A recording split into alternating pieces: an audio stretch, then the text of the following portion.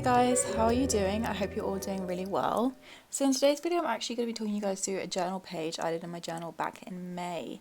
This page is actually about Ponyo on the Cliff, which is a Studio Ghibli film, which I watched recently.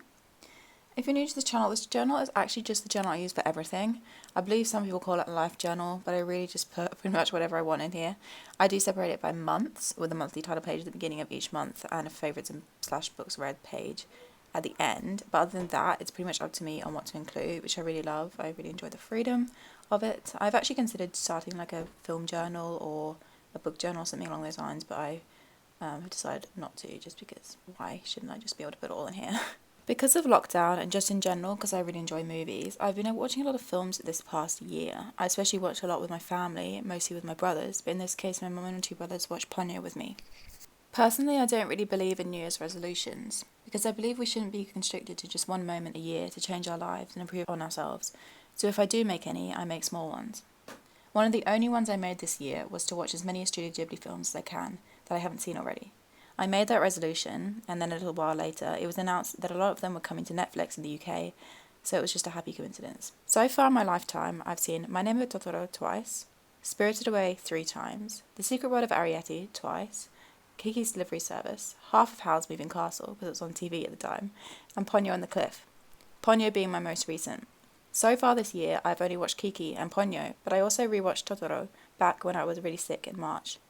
Each time I watch a significant movie, one that I really loved or one that I had great memories of watching with someone that I want to remember, I make a journal page about it. I used to only do this for films that I saw in the cinema, but I'm really glad that I don't do that anymore, because otherwise my journal will be pretty empty due to the fact that cinemas are shut now. I really enjoy documenting the films I watch and creating an aesthetic page for each of them in my journal. Already this year I've made one for Kiki's Delivery Service, but I definitely prefer this one. As you can see, I spent ages cutting out this little octopus picture. I like leaving a little white border around more fiddly images, but it does mean that it takes a really long time to perfect. After my journal flip through video, which will be linked up in the cards and also down below, I've had a lot of requests to create more journaling content for you guys in the form of videos, of course. Next time, let me know if you'd prefer me to skip out the cutting out process in other journal with me videos. I know it can be tedious, but I also know that some people find it really relaxing, so just tell me which one you prefer. On the evening when I watched Ponyo, my older brother made Korean noodle bowls for our family, and we went upstairs to his room, which is literally a mini home cinema now, and watched Ponyo together. I really enjoyed this film. I'd say it is my 3rd favourite out of the ones I've watched so far. I always appreciate the animation in these films, but I particularly enjoyed Ponyo's because of the water aspect. This isn't really a spoiler, but in the film, the whole area floods, and Ponyo and Sosuke, our other main character, have to navigate these waters, and the colours are just beautiful. As you can see, on my journal I use a lot of blue to caption the ocean. And I also use the slight peach accent, which you'll see later on in the video, to represent Ponyo because she's a redhead and wears a reddish dress. The octopus cutout and the striped paper is from Cath Kidston's summer catalogue, and the peach paper is from a pretty envelope that my mum received. The little floral paper is actually a chopstick holder from my favourite Japanese restaurant. Just thinking of the tofu salad actually makes my mouth water, but that's beside the point, irrelevant. Anyways, I always use scrap materials in my journal. The only things I really buy are scissors and glue, but recently I've invested in some gel pens and a couple of rolls of washi tape too.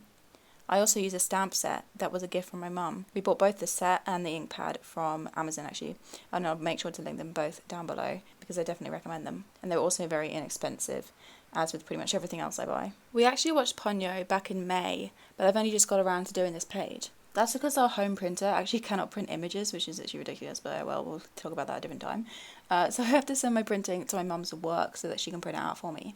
I really don't like overwhelming her with tons of pages to print, and so therefore I really don't actually print very much content at all.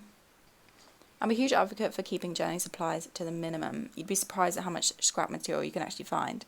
My biggest tip, literally keep everything. Envelopes, receipts, paper shopping bags, cardboard boxes, brochures, stamps.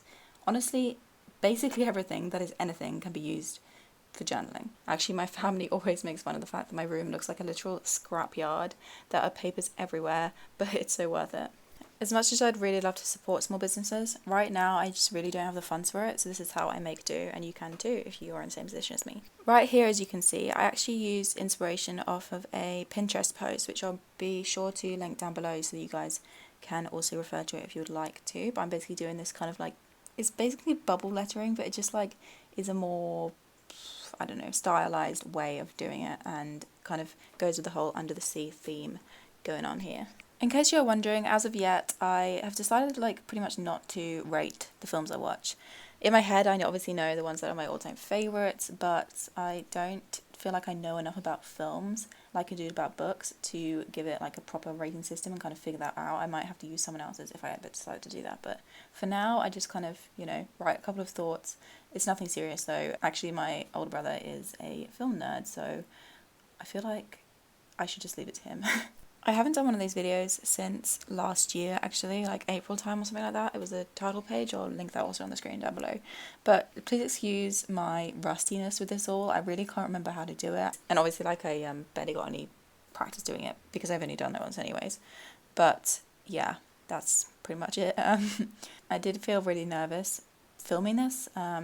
Actually sitting there and doing the journal page, which is so like unnatural because I just feel completely comfortable journaling because I've been doing it for a very long time now, and it's just a safe space because it's completely creative and like no one's there to judge me. But this, it wasn't even the added pressure of the camera, it was kind of just me needing to do things within the right amount of time, so that I wasn't like dragging on the memory card, because I did have to use, well, I used one memory card, but I had over an hour's worth of footage, and I think with practice this will all disappear.